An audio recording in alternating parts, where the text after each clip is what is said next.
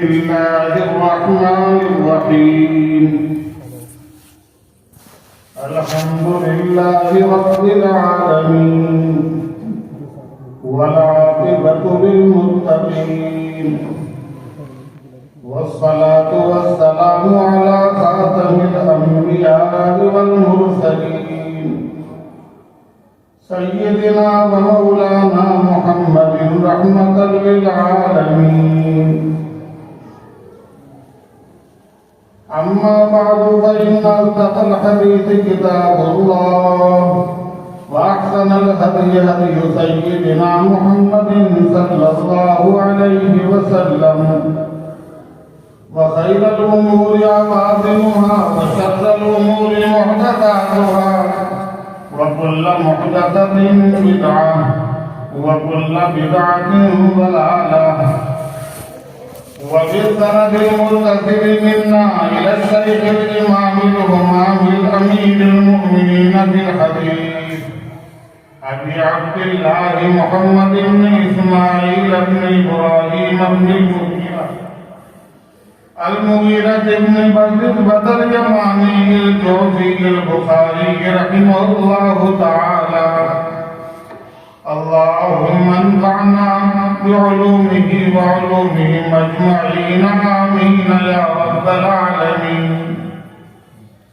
باب قول الله تعالى ونضع الموازين القسط ليوم القيامة وأن أعمال بني آدم وقولهم يوزن. وقال مجاهد القسطاس والعدل بالرومية ويقال القسط مصدر المقسط وهو العادل وأما القاسط فهو الجائر.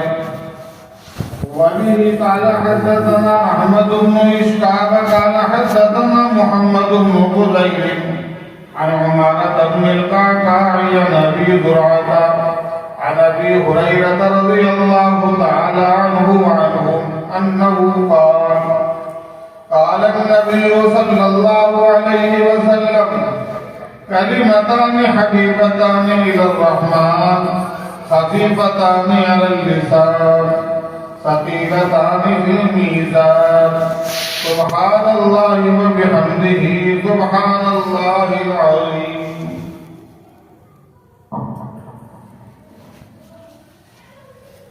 حضرات محدثین کا یہ دستور ہے کہ جب وہ مجلس حدیث منعقد کرتے ہیں تو سب سے پہلے حدیث مسلسل بالاولیت کو بیان کیا جاتا ہے. اس لیے پہلے میں وہ حدیث پڑھتا ہوں. قال رسول اللہ صلی اللہ علیہ وسلم الراحمون يرحمهم الرحمن تبارك وتعالى ارحموا من في الارض يرحمكم من في السماء.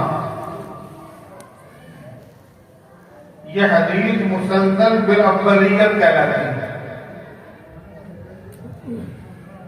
اور اس کی خصوصیت یہ ہے کہ جب محدث اپنے شاگردوں کو حدیث بیان کرتا ہے تو سب سے پہلے یہ حدیث بیان کرتا ہے اور پھر اس کا تسلسل سند کے ساتھ سرکار دو عالم صلی اللہ علیہ وسلم تک پہنچتا ہے. ہم نے سب سے پہلے یہ حدیث جب ہم دارالعلوم دیوبند میں پڑھتے تھے اور ہمارا مشکات کا سال تھا تو ہم نے مظاہر العلوم جا کر حضرت مولانا یونس صاحب جونپوری نبر اللہ مرتبہ جو مظاہر العلوم کے شیخ الحدیث ہوتے تھے اور اللہ نے ان کو بہت علمی دنیا میں بہت کمال عطا فرمایا تھا. 50 سال انہوں نے مظاہر العلوم میں رہ کر بخاری پڑھا. سب سے پہلے یہ حدیث ہم نے وہاں پڑھی اور انہوں نے اپنی سند کے ساتھ ان کو اجازت دی. اس کے بعد جب ہمارا عیسیٰ کا سال تھا تو ہم نے یہ حدیث حضرت مولانا عبدالحق صاحب اعظمی نبر اللہ مقدہ جو دارالعلوم دیوبند کے شیخ الحدیث تھے، بخاری پڑھاتے تھے، ان سے پڑھتے. اور تیسری مرتبہ ہم نے یہ حدیث فقیہ الامت حضرت مولانا مفتی محمود حسن صاحب گنگوہی نبر اللہ مرتبہ جو ہندوستان کے مفتی اعظم، ہندوستان کے نہیں بلکہ پورے بر صغیر کے مفتی اعظم تھے، ان سے ہم نے یہ حدیث مدرسی کے زمانے میں میرٹھ کے اندر ہے۔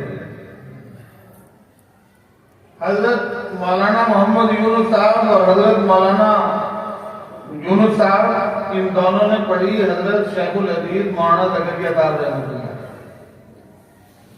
اور حضرت مولانا عبدالحق صاحب رحمۃ اللہ علیہ نے حضرت مولانا زکریا صاحب سے بھی پڑھی اور مولانا قاری محمد طیب صاحب سے۔ حضرت مفتی محمود حسن صاحب جو ہمارے پیر و مرشد بھی تھے، استاد بھی تھے،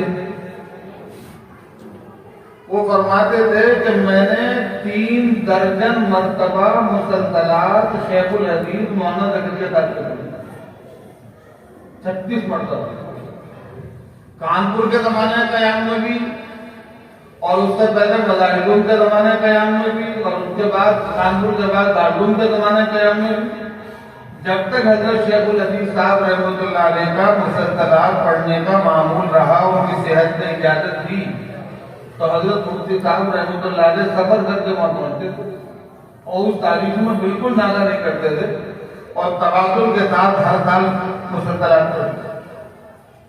تو یہ برکت کی چیز ہے مسلسل بالافضلیت جو میں نے آپ کے سامنے پیش کر دی، اور جو ہماری بیٹیاں بہنیں پردے میں ہیں ان کے سامنے پیش کر دی۔ اب اصل حدیث جو یہاں جس کے لیے یہ مجلس سجائی گئی ہے، جس کو ختم بخاری شریف کا عنوان دیا جاتا ہے، یہ حدیث شریف کی جو کتاب ہے جس کو ہم بخاری شریف کہتے ہیں، یہ قرآن کریم کے بعد دنیا کی سب سے زیادہ صحیح ترین کتاب، اور اس صفحہ ہستی پر اللہ کی مقدس کتاب کے بعد اس سے زیادہ عظمت والی کوئی کتاب دنیا میں آج تک نہیں لکھی۔ پوری امت کا اس کے اوپر اجماع ہے، اتفاق ہے۔ کسی زمانے میں علماء کے درمیان اختلاف رہا تھا کہ سب سے زیادہ صحیح ترین کتاب کون سی ہے۔ کچھ لوگ کہتے تھے کہ مسلم شریف سب سے زیادہ صحیح ترین کتاب ہے، اور کچھ علماء کی رائے تھی کہ بخاری شریف صحیح ترین کتاب ہے۔ لیکن بعد میں وہ اختلاف ختم ہوا اور پوری امت کا اجماع ہوا کہ سند کے اعتبار سے صحیح ترین کتاب وہ امام بخاری کی صحیح بخاری ہے۔ ایک عربی شاعر نے اس بات کو بیان کیا ہے کہ تنازع قوم فی بخاری و مسلم لدی وقالوا ای دین تقدما فقال لقد فاق البخاری صحتا کما فاق فی حسن البراءۃ مسلم، کہ علماء کی جماعت نے میرے درمیان یہ اختلاف اور یہ جھگڑا پیش کیا کہ بخاری اور مسلم میں سے کون سی کتاب کو، کس کی کتاب کو تقدم اور برتری اور فوقیت حاصل ہے۔ تو فیصلہ یہ ہوا کہ صحت اسناد کے اعتبار سے، سند کی صحت کے اعتبار سے بخاری کو برتری اور فوقیت حاصل ہے، اور حسن ترتیب کے اعتبار سے مسلم کو برتری اور فوقیت حاصل ہے۔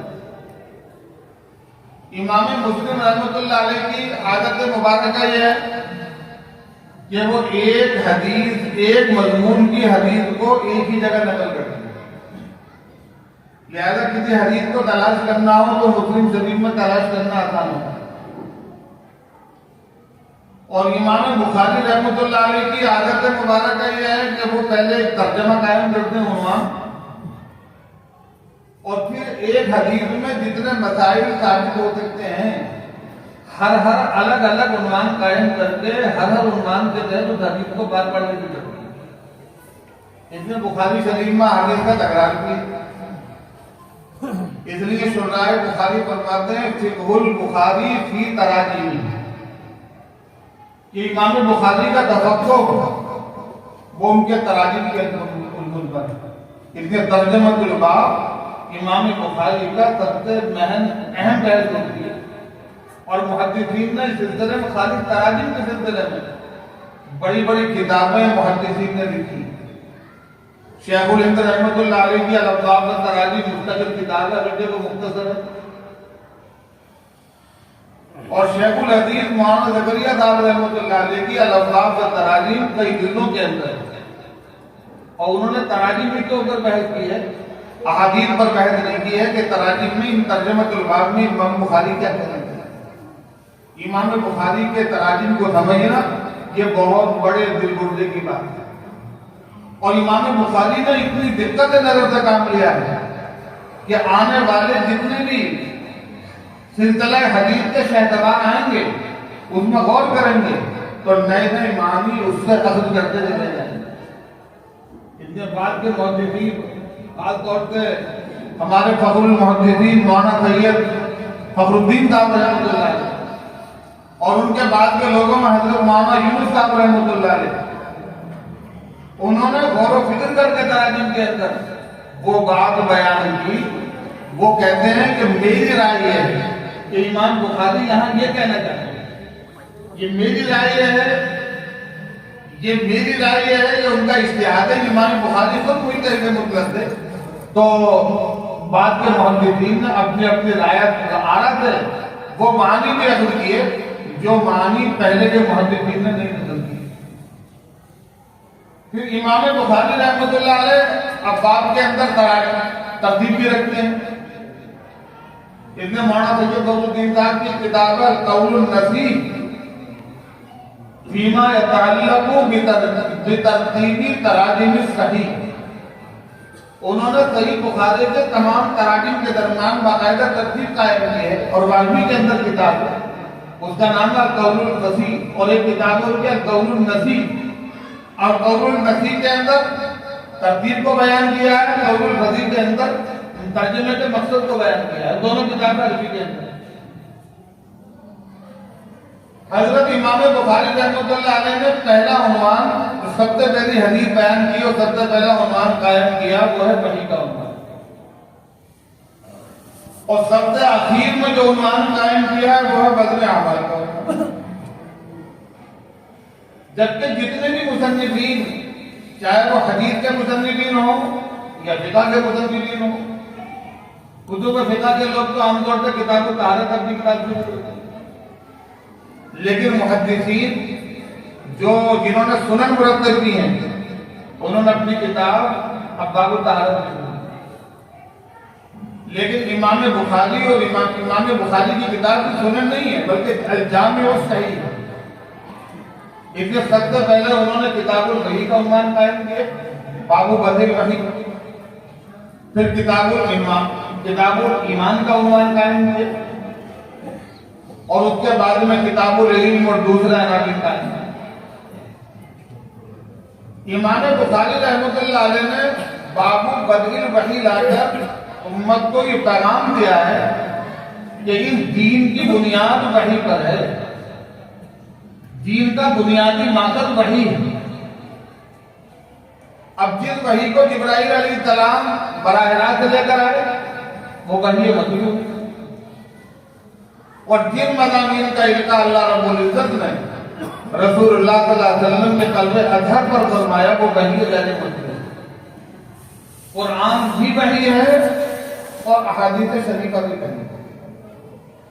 قرآن وحی مطلوب ہے جن کے الفاظ کی اور اس کی ہر چیز کی حفاظت کا اللہ نے وعدہ کیا، اور احادیث شریفہ وحی غیر مطلوب ہے کیونکہ نبی کوئی بھی بات اپنی زبان سے اپنی ذاتی خواہشات سے بیان نہیں کرتا۔ وما ينطق عن الهوى ان هو الا وحی یوحی، نبی جو بھی کہتے ہیں وہ خواہشات سے نہیں بولتے بلکہ وہ اللہ کی طرف سے وحی ہوتی ہے۔ تو باب الوحی لا کر امام بخاری نے بتایا کہ اس دین کی بنیاد وحی پر، اور تراجم کے اندر آیات قرآنیہ پیش کر کے وہاں پہلا جو ترجمہ الباب ہے وہاں پر بھی انا اوحینا الیک کما اوحینا الی نوح والنبیین من بعد، قرآن کریم کی آیت، اور آخری جو ترجمہ الباب ہے اس میں آیت قرآنی غرض مبادی میں کرتا دیا ہوتے ہیں آیات قرآنیہ کو ترجمہ الباب میں لا کر امام بخاری یہ بتانا چاہتے ہیں کہ احادیث شریفہ یہ قرآن کی شرح ہیں. احادیث شریفہ الگ سے کوئی چیز نہیں ہے بلکہ یہ قرآن کی شرح ہے. لہذا جو لوگ منکرین حدیث ہیں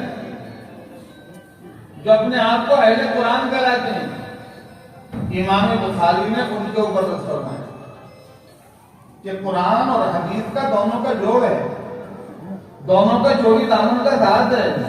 ایک کا تعلق متن سے تو متن متین ہے اور ایک اس کی شرح ہے. لہذا احادیث شریفہ سے الگ کر کے قرآن کو سمجھنے کی کوئی آدمی کوشش نہ کرے.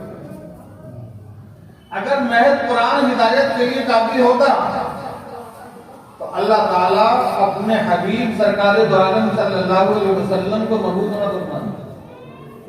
قرآن کریم جبرائیل علیہ السلام کے ذریعے آ جاتا اور بیت اللہ کی چھت میں رکھ دیا جاتا اور فرشتوں کے ذریعے منادی کرا دی جاتی تمام انسانوں میں کہ نسخہ ہدایت اور نسخہ شفا آ چکا ہے, اپنے اپنے امراض کے علاج میں اوپر تلاش کرو. لیکن اللہ نے ایسا نہیں فرمایا. جب اللہ نے آخری کتاب نازل کرنے کا وعدہ فرمایا تو اللہ نے اس کی تفہیم کے لیے, اس کی تشریح کے لیے, اس کے بیان کے لیے, اس کے مطابق کو سمجھانے کے لیے سرکار دو عالم صلی اللہ علیہ وسلم کو مبعوث فرمایا. اللہ تعالیٰ نے اقیم الصلاۃ حکم نازل فرمایا نماز قائم کرنے کا تو پیغمبر علیہ السلام نے نماز پڑھ کے دکھلائی اور یہ فرمایا صلو کما رأیتمونی اصلی, جیسے تم مجھ کو نماز پڑھتے دیکھو ایسے نماز پڑھو. اگر تفسیر حدیث کو الگ کر لیا جائے اور خالی قرآن کا مطالعہ کیا جائے تو دنیا کا کوئی انسان نماز کی ماہیت کو قرآن سے ثابت نہیں. قرآن میں نماز کا حکم بھی ہے, قرآن میں رکوع و سجدے کا حکم بھی ہے, قرآن میں قیام کا حکم بھی ہے قوموا للہ قانتین, اور قرآن کے اندر وقت کا حکم بھی ہے ان الصلاۃ کانت علی المؤمنین کتابا موقوتا. لیکن سجدہ رکوع سے پہلے کیا جائے گا بعد میں کیا جائے گا, سجدہ قیام سے پہلے ہوگا یا بعد میں ہوگا, اور رکوع جو ہے وہ قرات سے پہلے کیا جائے گا بعد میں کیا جائے گا, اور کون سی نماز کا کون سا وقت ہے, فجر کی نماز کا وقت کون سا ہے, ظہر کی نماز کا وقت کون سا ہے, یہ تمام چیزیں کس نے بتائیں؟ سرکار دو عالم صلی اللہ علیہ وسلم نے بتلائی ہیں. تو سرکار دو عالم صلی اللہ علیہ وسلم کی احادیث کے بغیر کوئی آدمی اقیم الصلاۃ کی شرح دنیا میں نہیں کر سکتا. نماز کی ماہیت اور نماز کی حقیقت اگر کوئی آدمی حاصل کر سکتا ہے تو تفسیر حدیث کو شامل کر کے حاصل کرتا ہے. کتب حدیث کے اندر 2000 احادیث ہیں ایسی جن کو اقیم الصلاۃ کے ساتھ جوڑا جائے گا تو تکبیر تحریمہ سے لے کر سلام پھیرنے تک جتنے مثبت اور منفی مسائل نماز کے ہو سکتے ہیں ان سب کی شرح ان 2000 احادیث کو شامل کر کے حدیث ہے.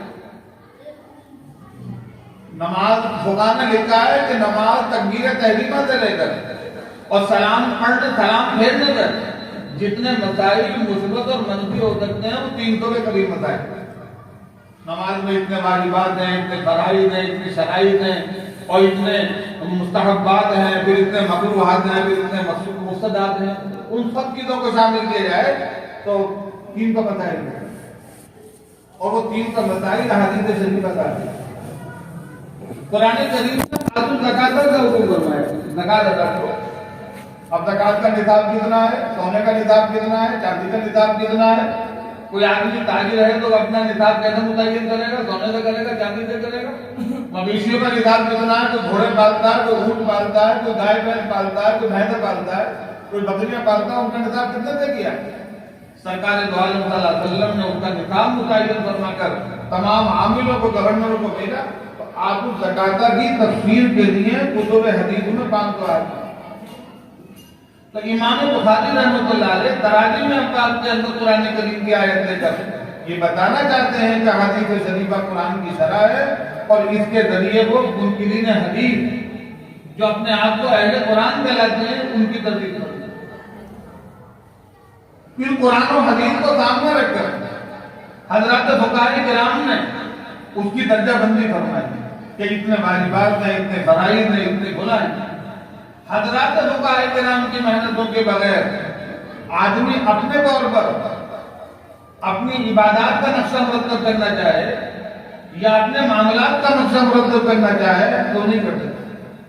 حضرات فقہاء کرام نے رات دن کی محنت کر کے اس تمام شریعت کو دفعات کے ساتھ مسائل کے ساتھ مرتب کیا۔ اس لیے حضرت شاہ ولی اللہ صاحب رحمۃ اللہ علیہ جو اس ہندوستان کے اندر سیاہ ستر کو تربیت دینے والے پہلے شخص ہیں، اس سے پہلے ہندوستان میں سیاہ ستر نہیں پڑھائی جاتی تھی۔ جب وہ پڑھنے کے لیے مدینہ طیبہ پہنچتے ہیں اپنے استاد شیخ ابو طاہر کردی کے پاس، تو اس زمانے میں سندیں چھپی نہیں ہوتی تھی۔ استاد ایک کاغذ پر لکھ کر، ایک کاپی پہ لکھ کر یا کتاب کے آخری خطوں پہ لکھ کر سند دیتا تھا۔ تو ان کے استاد میں شاہ ولی اللہ صاحب کو سند تھی، اور وہ نسخہ جس میں وہ سند لکھی ہے بخاری شریف کا وہ نسخہ، اس میں لکھا ہوا ہے کہ ان الاخ ولی اللہ ابن عبد الرحیم الہندی الدہلوی کانا یسند من اللفظ وکنت اصحح منہ المعنی، کہ شاہ ولی اللہ دہلوی الفاظ حدیث کی سند تو مجھ سے ضرور لیتے ہیں لیکن معنی حدیث میں ولی اللہ سے صحیح کرتا ہوں۔ ولی اللہ کو اللہ نے اتنی اجازت دی ہے، وہ نسخہ جس میں حضرت شاہ صاحب کی سند اپنے قلم سے لکھی ہوئی ہے، شاہ صاحب کی سند، وہ پٹنہ کی لائبریری کے اندر موجود ہے۔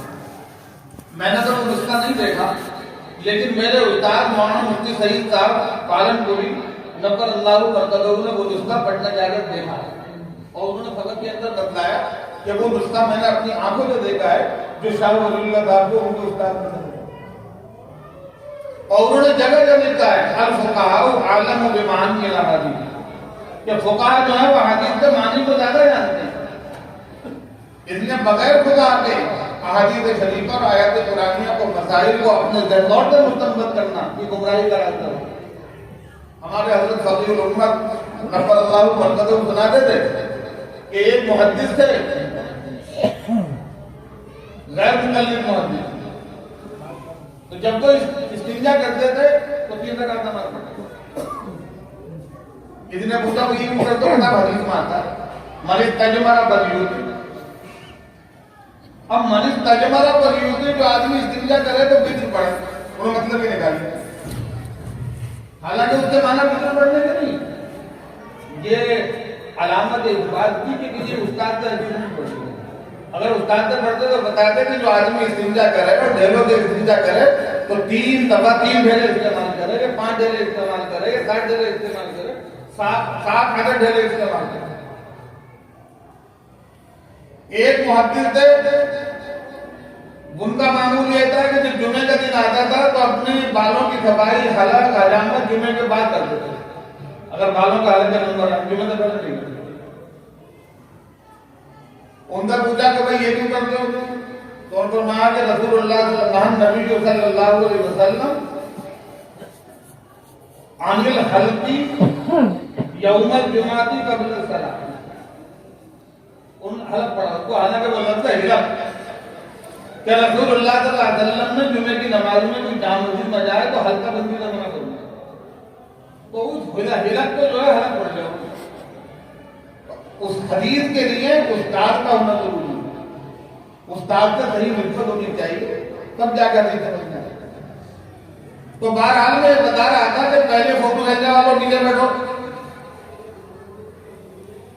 میں یہ بتا رہا تھا کہ امام بخاری نے ترتیب قائم کی، پہلے وحی کا عنوان قائم کیا، بتایا کہ دین کا معیار نہیں، پھر انما الاعمال بالنیات کے حدیث ہے، اس سے یہ بتایا کہ ہر عمل کے اندر اخلاص مطلوب ہے، اچھا عمل بھی اگر اخلاص نہ ہو تو وہ گناہ بن جاتا ہے۔ اس میں روایت موجود ہے کہ ایک صاحب جو تھے قیس کے نکاح کی غرض سے انہوں نے ہجرت کی مدینہ طیبہ، ہجرت بہت بڑا عمل تھا، بہت بڑے ثواب کی چیز تھی، مگر نیت نہیں تھی تو ان کا نام پڑ گیا مہاجر قیس۔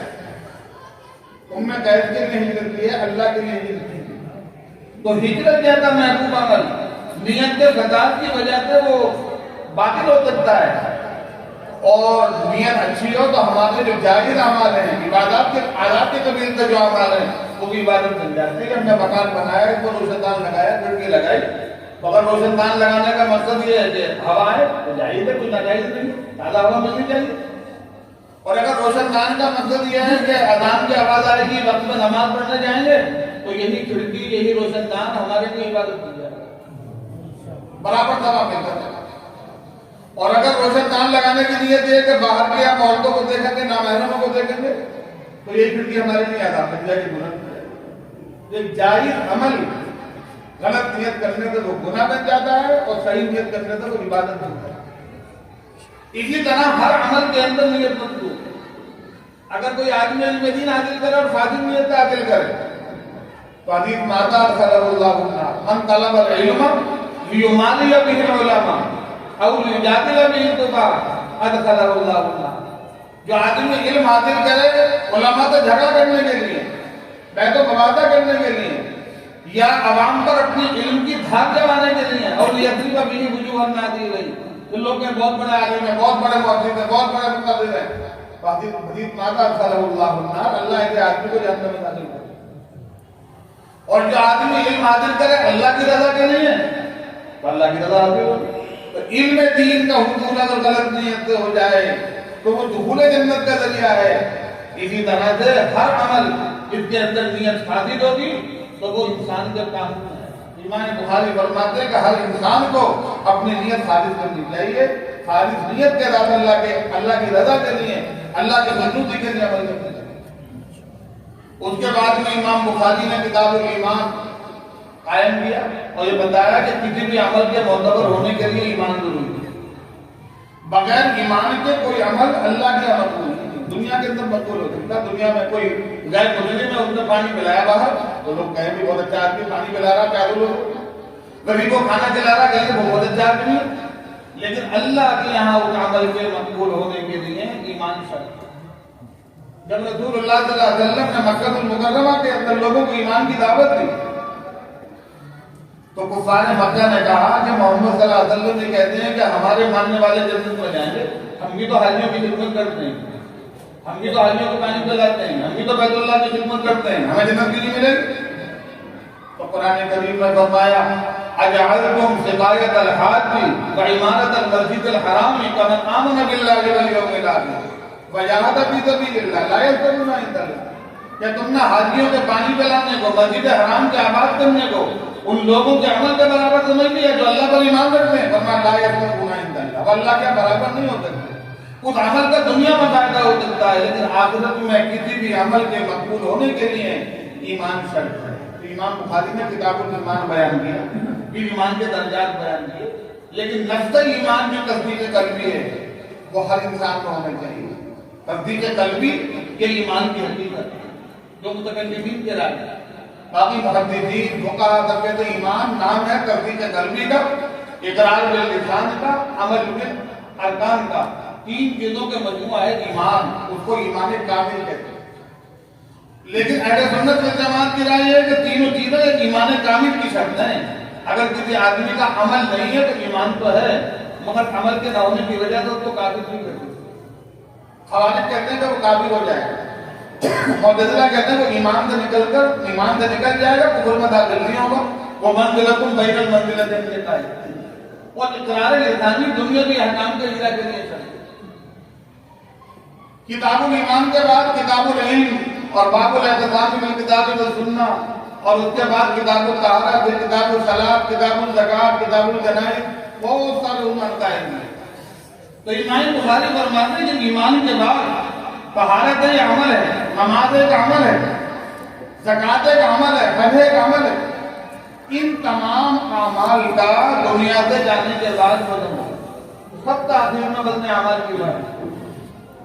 اور وزن اعمال کی روایت کو امام بخاری نے کتاب الرد علی الجہمیہ کے اندر بیان کیا۔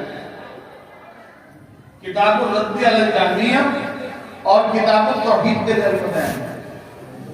کتاب الرد علی الجہمیہ اور کتاب التوحید کو سب تاخیر میں امام بخاری لائے ہیں۔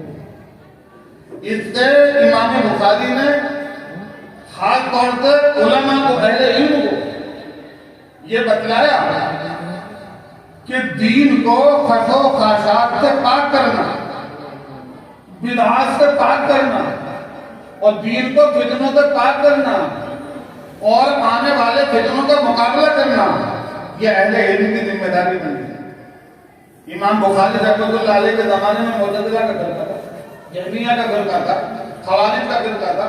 ان کی تردید کے لیے امام بخاری نے کتاب التوحید الجہمیہ کتاب التوحید قائم کی۔ حضرت علامہ انور شاہ کشمیری رحمۃ اللہ علیہ فرماتے تھے کہ امام بخاری نے اپنے زمانے کے فرقوں کو سامنے رکھ کر جس طرح تراجم قائم کیے بخاری شریف میں، ان کی تردید فرمائی، اسی طرح سے ہر دور کے علماء کی یہ ذمہ داری بنتی ہے کہ اپنے زمانے کے فرقوں کو، اپنے زمانے کے فرق ضالہ، فرق باطلہ، ان کو سامنے رکھ کر اور احادیث شریفہ سے ان کا عنوان قائم کر کے احادیث شریفہ سے ان کی تردید فرمائے۔ چنانچہ ہمارے علامہ کشمیری کے شاگردوں میں حضرت مولانا بدر عالم صاحب میرٹھی رحمۃ اللہ علیہ اور حضرت مولانا محمد منصور صاحب نعمانی رحمۃ اللہ علیہ، انہوں نے اپنے زمانے کے فرقوں کو سامنے رکھ کر مولانا منصور نعمانی نے معارف الحدیث لکھی اور مولانا بدر عالم صاحب میرٹھی نے ترجمان السنن۔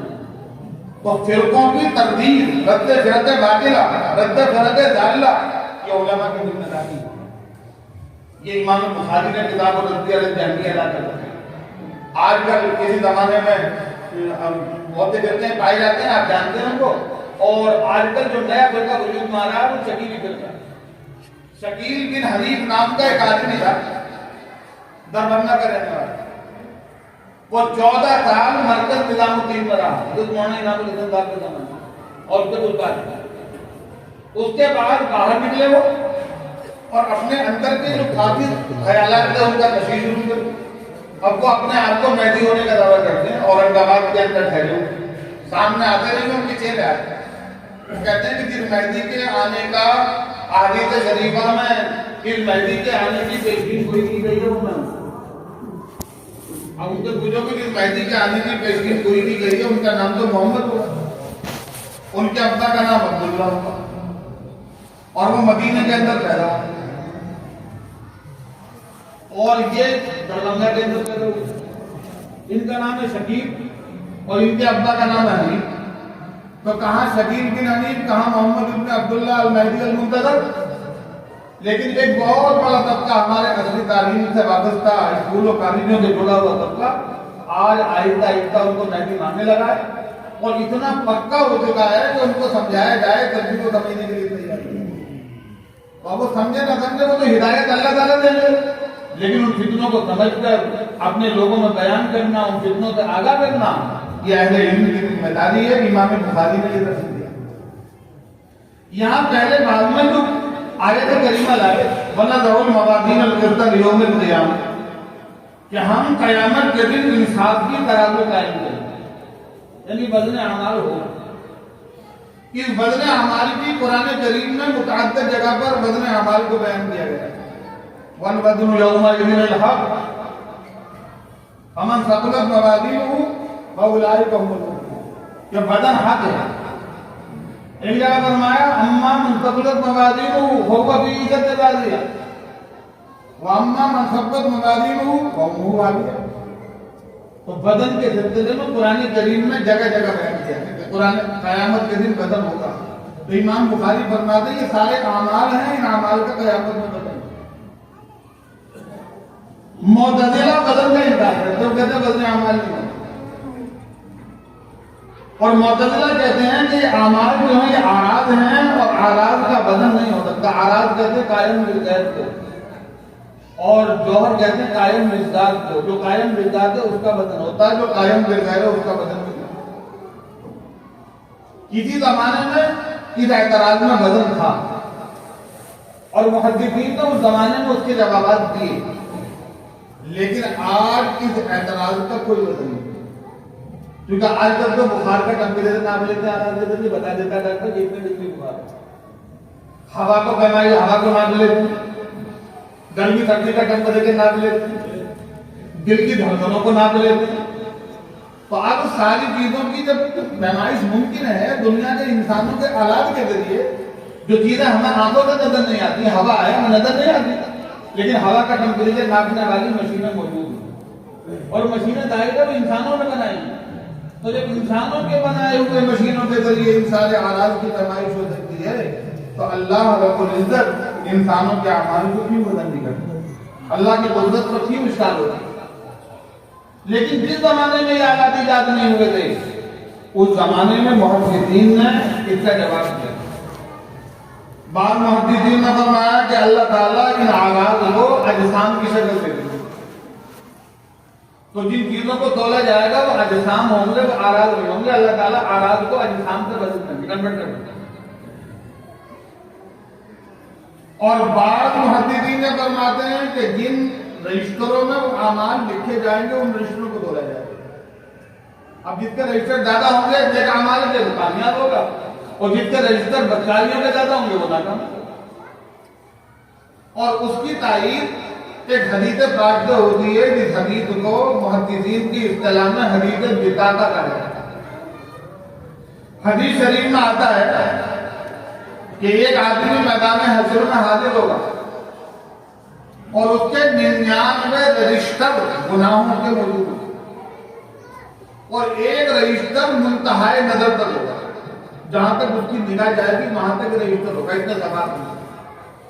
اور اس طرح کے 99 رجسٹر، اور اس میں سارے اس کے گناہ لکھے ہوئے۔ اللہ تعالیٰ فرمائیں گے دیکھو ان رجسٹروں کیا لکھا ہوا۔ وہ سارے رجسٹروں کو دیکھ کر آئے گا اور وہ اپنے ذہن میں سوچے گا کہ آج میں مارا جائے۔ پھر وہ اللہ کی بارگاہ میں حاضر ہوگا، اللہ تعالیٰ پوچھیں گے کہ بھئی یہ رجسٹر میں جو لکھا ہوا ٹھیک لکھا ہوا ہے؟ وہ بندہ کہے گا جی بالکل ٹھیک لکھا ہوا ہے۔ اللہ تعالیٰ پوچھیں گے اللہ ماں کا کاتبتی اور حافظون، کیا میرے ملائکہ حفظہ نے کوئی زیادتی تو نہیں کی تمہارے اوپر کہ تم نے کوئی گناہ نہیں کیا تھا اور فرشتوں نے لکھ دیا؟ تمہاری کوئی دشمنی فرشتوں نے کہ تم نے کوئی گناہ چھوٹا کیا تھا فرشتوں نے بڑا لکھ دیا، یا تم نے کوئی چھوٹی گالی دی تھی فرشتوں نے بڑی لکھ دی، یا تم نے کوئی چھوٹی غیبت کی تھی فرشتوں نے بڑی لکھ دی؟ ایسا تو نہیں۔ تو بندہ کہے گا لا یار اللہ پروردگار کچھ بھی نہیں، جو کچھ لکھا ہو بالکل ٹھیک لکھا ہوا ہے، اور یہ سارے گناہ میں نے باقاعدہ کیے ہیں، میں ان کا اقرار نہیں۔ تو اللہ تعالیٰ اس بندے سے کہیں گے وہ حضور بدن ہے، اپنے بدن اعمال کا تعالیٰ ان کے بعد اور تمہارے بدن اعمال کا بدن۔ تو بندہ کہے گا پروردگار اس بدن کرنے کا کیا فائدہ، یہ سارے گناہ میں نے کیے ہیں اور مجھے اپنے گناہوں کا اعتراف ہے، بدن کی کوئی ضرورت نہیں۔ تو اللہ تعالیٰ فرمائیں گے نہیں، ہمارے یہاں کسی پر جاتی نہیں ہوتی، ہمارا ضابطہ ہے بدن اعمال ہوتا ہے۔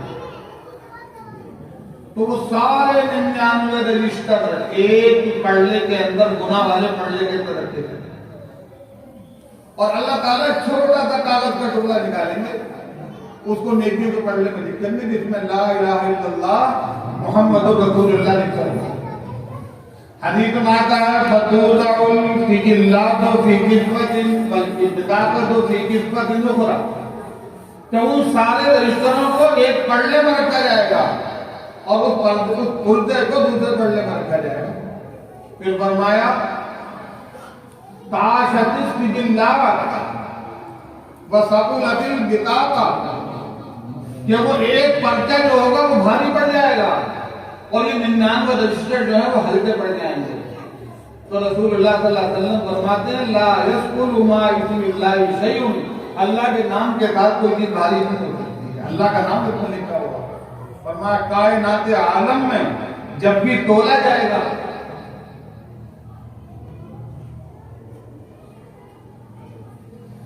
کہ کائنات عالم میں جب بھی تولا جائے گا سب سے بھاری نکلے گا لا الہ الا اللہ۔ تو یہ حدیث یہ بتاتی ہے کہ وہ رسولوں کو تولا گا۔ بہرحال وزن اعمال ہوگا، یہ اہل سنت والجماعت کا عقیدہ ہے۔ اگر کہ امام بخاری نے ترجمہ الباب مطلقاً قائم کیا ان اعمال بنی آدم و قولهم طول، اور اس سے یہ معلوم ہوتا کہ ہر ایک کا بدن ہوگا، لیکن دو جماعتیں اس سے مستثنی ہیں۔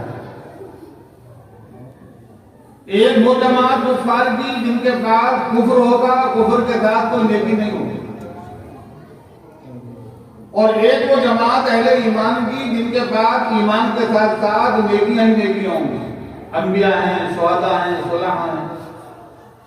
تو ان کا حساب نہیں ہوگا. حدیث پاک میں آتا ہے کہ میری امت کے 70,000 آدمی ایسے ہوں گے جن کو بغیر کسی حساب کتاب کے جنت کو ڈالا جائے گا. لیکن جو ایمان والے ایمان کے ساتھ برا بھی رکھتے ہیں, نیکیاں بھی رکھتے ہیں, یہ جو کفار کفر کے ساتھ بہت سے نیک کام کرتے ہیں ان کا حساب ہوگا. اور اس کی دلیل یہ ہے کہ قرآن کریم میں آتا ہے وَمَنْ خَفَّتْ مَوَازِينُهُ فَأُولَٰئِكَ الَّذِينَ خَسِرُوا أَنفُسَهُمْ. یہ خفت موازینوں کا کردار کفار ہیں اور انہوں نے اپنے اعمال میں خطا کیا. یہاں امام بخاری نے موازین جمع کرنے کا استعمال کیا. تو بعض لوگ کہتے ہیں کہ ہر ایک کی میزان الگ الگ ہوگی, اور بعض شارحین کہتے ہیں کہ عظمت شان کو بیان کرنے کے لیے جمع کرنے کا استعمال کیا, میزان ایک تھی. پھر اعمال کے اٹھواں قول کے اوپر قول واحد ہے, اعمال جمع ہے, اور معطوف اور معطوف علیہ میں مقایدت کے لیے دونوں میں مطابقت ہونی چاہیے. تو اس کا محدثین نے جواب دیا کہ قول مصدر ہے, اور مصدر کا اطلاق واحد جمع تسمیہ سب پر ہوتا ہے. تو قول کا اصل ہے اعمال میں صحیح. اور بعض لوگ کہتے ہیں کہ اعمال جمع تکسیر ہے اور جمع تکسیر واحد کے حکم میں ہوتی ہے. تو یہ بھی واحد کے حکم میں, وہ واحد ہے, دونوں کرتے ہیں. اعمال اور اقوال کے لحاظ سے دوسر پڑھا جائے گا, محمد کر دے گا, اور عمل قول کا لوگ قول بھی کا مذکر ہے, اس کے اعتبار سے یوزر پڑھا جائے گا کہ بنی آدم کے اعمال و اقوال کو لے. امام بخاری کی عادت یہ بھی ہے کہ وہ ایک عنوان کے تحت کوئی مضمون چلتا ہے تو ضمن بہت سی باتیں بیان کرتے ہیں. اب یہاں پر ترجمۃ الباب میں لفظ قسط آیا ہے, وَنَضَعُ الْمَوَازِينَ الْقِسْطَ. تو قسط کے ذیل میں امام بخاری کو قسطاس کیا جائے گا. قرآن کریم میں قسطاس کیا ہے. تو کہتے ہیں قسطاس کے معنی آتے ہیں عدل کے, اور رومی زبان میں آتے ہیں. اب سوال یہ ہے کہ قرآن تو عربی ہے, اِنَّا أَنزَلْنَاهُ قرآن عربی ہے, تو اس میں رومی لفظ نہ ڈالے. تو اس کا جواب یہ ہے کہ یہ توارث لغتین ہے, یعنی ایک لفظ جو ہے مختلف زبانوں میں استعمال ہو سکتا ہے. ایک لفظ جو ہے وہ ہندی میں بھی استعمال ہوتا ہے, اردو میں بھی استعمال ہوتا ہے, اور وہ ہندی والا اردو میں نہ ڈالے کہ وہ بھی لغت ہے, وہ بھی لغت ہے. تو ایسے یہ لفظ جو ہے اردو میں بھی چلتا ہے, عربی میں بھی چلتا ہے. اور بعض لوگ کہتے ہیں کہ تقریباً عربی کہا گیا کہ زیادہ جو عربی کا الفاظ ہے کہ اِنَّا أَنزَلْنَاهُ قرآن عربیہ فرمایا گیا. اور بعض فرماتے ہیں کہ رومی لفظ تھا مگر اس کو عربی بنا لیا گیا ہے, تعریف کر دی گئی. اور جب کسی غیر عربی لفظ کو عربی بنا لیا جائے تو عربی ہو جاتا ہے. جیسے کہ آج کے پہلے ٹیلی فون نہیں تھا, تو ٹیلی فون کی کوئی عربی نہیں آتی تھی, لیکن اب ٹیلی فون ایجاد ہو گیا تو اب انہوں نے کیا ٹیلیفون فلانے ٹیلی فون کی. تو ٹیلیفون فلانوں کی پہلا عربی نہیں, عربی بنائی گئی ہے ٹیلی فون کی, تحریر کو بھی عربی بنا دیا. اور دوسرا قسط جو ہے یہ مصدر بتاتے ہیں کہ مختلف کا مصدر ہے. اس میں اشکال ہے کہ مختلف کا باب افعال کا دیتا ہے, اقصد یقصد اقصاد, اور قسط مجرد ہے.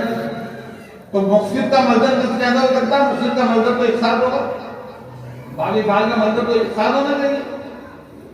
تو اس کا جواب شارحین کہتے ہیں کہ یہ محذوف الزوائد ہے, یعنی اصل کی طرح نظر کرتے ہوئے اس کو مصدر کہا گیا. گویا کہ یہ مصدر المصدر ہے, مصدر کا مصدر ہے اقصاد اور اقصاد کا مصدر ہے قسط. تو یہ مصدر المصدر ہے, اس کے اعتبار سے اس کو قسط کہا گیا. اب قسط یقصد اگر بولا جائے تو اس کے معنی آتے ہیں انصاف کرنے کے, اور قسط یقصد بولا جائے تو اس کے معنی ظلم کرنے کے آتے ہیں. تو قاصد جو لفظ مجرد ہے اس میں داخل کرنے کا, اس کے معنی ظالم کے آتے ہیں. اور بعد افعال کا جو اقصاد ہے اس کا جو اس میں باقی مختلف کے معنی انصاف کرنے کا آتے ہیں. قرآن کریم میں آتا وَزِنُوا بِالْقِسْطَاسِ الْمُسْتَقِيمِ. یہ بالقسطاس المستقیم, یہ قسطاس انصاف کی طرف. ایک جگہ آیا اما القاسطون فکانوا لجہنم حطبا, کہ ظلم کرنے والے جہنم کا ایندھن بنیں گے. قاسطون قاسط سے بنا, ظلم کے معنی میں. اور مفسد کی جمع مفسدون, ان اللہ یحب المفسدین, اللہ تعالیٰ انصاف کرنے والوں کو پسند کرتا ہے.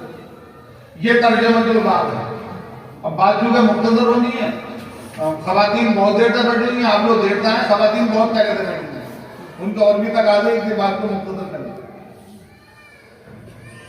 اب آگے سند حدیث امام بخاری رحمۃ اللہ علیہ نے اس حدیث کے اندر جو حدیث نقل کی اس باب کے اندر, اس میں امام بخاری کا استاد احمد, اور جو پہلی حدیث ہے بخاری شریف کی، اس میں امام بخاری کے استاد ہیں حمیدی. اس میں بھی بہت گہری مناسبت ہے.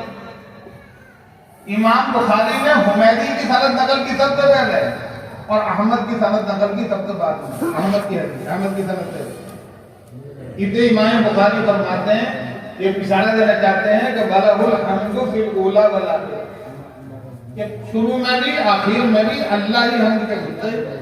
دنیا کے انسان اگر حمد سے مستحق ہے تو ان کو قابل حمد اللہ نے بنایا. اصل حمد کے حقدار اللہ رب العزت. اور دوسرا اشارہ یہ کیا امام بخاری نے کہ میری کتاب کا آغاز بھی محمود اور میری کتاب کا انجام بھی محمود. حمد والا استاد شروع میں بھی ہے اور حمد والا استاد آخر میں بھی ہے. تو میری کتاب کا آغاز بھی محمود ہے، انجام بھی محمود ہے. اس لیے میں اللہ سے امید کرتا ہوں کہ انشاءاللہ جو عاقبت ہوگی وہ بھی محمود ہے.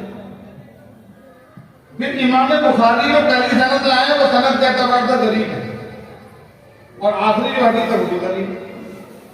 شروع میں اور آخر میں غریب سند لانے سے اشارہ یہ کیا کہ یہ دنیا مسافر خانہ ہے اور انسان کو مسافرانہ زندگی گزارنی چاہیے. حدیث ماتا کل فی دنیا کاننا کا غریب، دنیا میں ایسے رہو جیسے کہ تم اجنبی ہو، مسافر ہو. اب آپ جو سبیر یا رہ گزر، دنیا ہمیشہ رہنے کی جگہ نہیں. پھر خاص طور سے علماء اور طلباء کو یہ بتلایا کہ ہمیں مسافرانہ زندگی گزارنی چاہیے اور ایک جگہ قیام کی حتمی نیت نہیں کرنی چاہیے جہاں دین کا تقاضا ہو جانے چاہیے. امام بخاری رحمۃ اللہ علیہ نے ہزاروں شہروں کا اور سفر کیا اور وہ سعادت جا کر علم حاصل کیا. تو جہاں بھی علم کی روشنی ملے وہاں جا کر ہمیں علم سیکھنا چاہیے اور سیکھنے کے بعد جہاں بھی علم کی ضرورت ہو وہاں سفر کر کے وہاں اللہ کی روشنی، علم کی روشنی کو پہنچانا چاہیے. یہ امام بخاری نے پیغام دیا ہے. امام بخاری رحمۃ اللہ کے جس وطن میں رہتے تھے آخر میں وہاں سے نکلنا پڑا اور خرقند میں جا کر ان کا انتقال ہوا. انہوں نے ان مسافرت کو کبھی اپنے اوپر مار نہیں کی. آگے حدیث ہے حضرت ابو ہریرہ رضی اللہ تعالیٰ عنہ. حضرت ابو ہریرہ رضی اللہ تعالیٰ عنہ کثیر الروایات صحابی ہیں. سب سے زیادہ حدیثیں تقریر حدیث میں حضرت ابو ہریرہ اور وجہ یہ تھی کہ وہ صفہ مدرسے میں سب سے لمبا ان کا قیام رہا. لوگ کہتے ہیں بھوکے پیاسے 8 گھنٹے بھوکے پیاسے رہتے. تو لوگ کہتے تھے ابو ہریرہ حدیثیں گھڑتا ہے. ابو ہریرہ فرماتے ہیں میرے دوستوں کے، میرے ساتھیوں کے اپنے اپنے کام تھے، لیکن میرا تو کوئی کام نہیں تھا. میں تو حضور کے مجلس میں رہتا تھا، لہذا زیادہ حدیثیں میں نقل نہیں کروں گا تو کون کرے گا. وہ حدیث نقل کرتے ہیں کہ رسول اللہ صلی اللہ علیہ وسلم نے فرمایا کہ 2 کلمے اللہ کو محبوب ہیں، یا کلمتن کی تسمیہ ہے کلمتان. اور علماء جانتے ہیں کلمہ کہتے ہیں لفظ مفرد. الکلمۃ لفظ مفرد، الکلمۃ لفظ وضع بمعنی مفرد. معنی مفرد بھی نہیں بتا دیا. اب یہاں پر تو کلام کلمہ ہے ہی تو کلمہ کیوں کہہ دیا؟ تو وہ کلمہ جو ہم نے پڑھا ہے کلمہ لفظ مفرد وہ اپنی جگہ ٹھیک ہے، مگر کلمے کا اطلاق کلام پر نہیں ہوتا. ہم لوگ بولتے ہیں کلمہ طیبہ، کلمہ شہادت، کلمہ تسبیح، کلمہ توحید. تو کلمہ توحید جو ہے، کلمہ تسبیح خالی کلمہ نہیں ہے، وہ کئی سارے کلام کا مجموعہ ہے. کلمہ توحید جو ہے وہ کلمہ طیبہ لا الہ الا اللہ محمد رسول اللہ پورے کلام کا مجموعہ ہے. تو کلمے کا اطلاق کلام پر بھی ہوتا ہے، یا کلمہ بولا جائے گا مگر کلام پر آتا ہے. اور حبیبتان بمعنی محبوبتان، حبیب بمعنی محبوب ہے، یعنی 2 کلمے اللہ کو محبوب ہیں. اب سوال یہ ہوا کہ اللہ کو جب کلمے محبوب ہے تو بہت بھاری ہوں گے، ان کو یاد کرنا بہت مشکل ہوگا، وہ کیسے پڑھے جائیں گے کیونکہ محبوب چیز کو مشکل ہوتی ہے. تو اس اشکال کو دفع کیا خفیفتان علی اللسان، کہ پڑھنے میں بہت آسان ہے، زبان پر بہت ہلکی ہوتی ہے. حکیم الاسلام مولانا قاری محمد طیب صاحب رحمۃ اللہ علیہ جو دارالعلوم کے سب سے طویل زمانے تک موجود رہے، جب وہ ختم بخاری کراتے تھے اس حدیث کی شرح کرتے تھے تو مثال میں پیش کرتے تھے. ہم نے اپنے اساتذہ سے سنا ہے، ہم نے تو قاری طیب صاحب کو نہیں دیکھا، انہوں نے بتایا کہ وہ خفیفتان علی اللسان کی تفسیر کرتے تھے جیسے ہر کے پاپڑ کہ ہلکے پھلکے. تو خفیفتان علی اللسان زبان پر بہت ہلکے پھلکے. اور آگے فرمایا ثقیلتان فی المیزان، میزان عمل میں بہت بھاری ہے. یہ ہے ترجمہ الباب، کیونکہ ان اعمال بنی آدم قولهم یوزن، تو یہاں پر میزان کا لفظ آ گیا. اسی مناسبت امام بخاری لاتے کہ میزان عمل میں بہت بھاری ہے.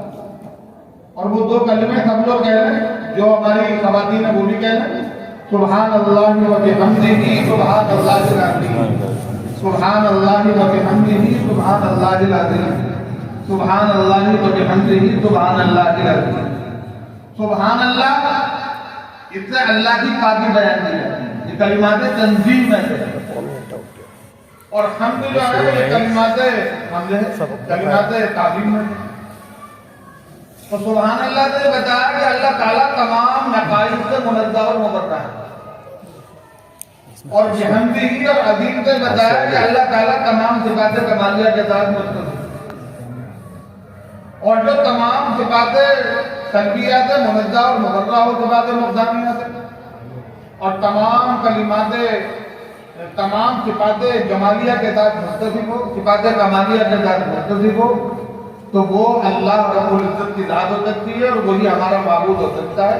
تو گویا کہ ان کلمات سے اشارہ کیا لا الہ الا اللہ کی طرف، کہ اللہ کے علاوہ کوئی معبود نہیں ہے، لا الہ، اللہ کے علاوہ کوئی معبود نہیں ہے، کیونکہ اللہ تعالیٰ تمام صفات نقصانیہ سے منزہ اور مبرہ ہے، اور تمام صفات کمالیہ کے ساتھ یہ حدیث شریف پوری ہوگی۔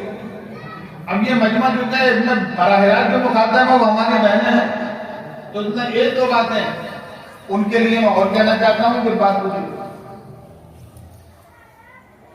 کوئی بھی خاتون، کوئی بھی ہماری بہن، کوئی بھی ہماری بیٹی، وہ جو مائیں ہیں وہ تو مائیں ہیں، اور جو بیٹیاں ہیں وہ آنے والے وقت کی مائیں ہیں۔ تو ان کو یہ یاد رکھنا چاہیے کہ کسی بھی بچے کا پہلا مدرسہ ماں کی گود ہوتی ہے۔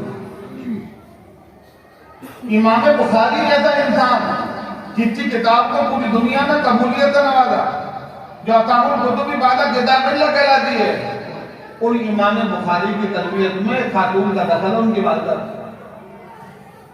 وہ بچپن سے نابینا تھے، آنکھوں کی بینائی نہیں تھی۔ امام بخاری رحمۃ اللہ علیہ کے لیے وہ ان کی والدہ دعا کرتی تھی، آخر وہ دعا قبول ہوئی اور اللہ نے ان کی بینائی واپس کی۔ پھر اس بینائی کے ذریعے امام بخاری نے اتنا بڑا کام امت کے لیے کیا کہ آج پوری دنیا، پوری امت کے علماء ان کے احسان تلے دبے ہوتے ہیں۔ ساری دنیا کے علماء امام بخاری کے احسان کا مطلب کہنا چاہے تو نہیں کہتے۔ تو یہ ان کی ماں اگر دعا نہ کرتی اپنی بیٹے کے لیے تو امام بخاری سے اتنی بڑی خدمت انجام دی۔ اس لیے میں اپنی ماں اور بہنوں سے ایک درخواست کروں گا کہ اپنی اولاد کی اچھی تربیت اور اپنی اولاد کو اپنی نیک دعاؤں میں یاد رکھیں۔ بچے شرارت کرتے ہیں، غلطی کرتے ہیں، ہو جاتی ہیں غلطیاں، اتفاقاً ہو جاتی ہیں، دانستہ بھی کرتے ہیں، تو ماؤں کی زبان سے بعض دفعہ بددعا کا جملہ نکل آتا ہے، گالی نکل آتی ہے، لعن طعن نکل آتی ہے۔ اس لیے اپنی اولاد کو لعن طعن کرنے سے، اپنی اولاد کو بددعا کرنے سے، اور اپنی اولاد کو غلط جملوں سے یاد کرنے سے ہماری مائیں اور بہنیں سے۔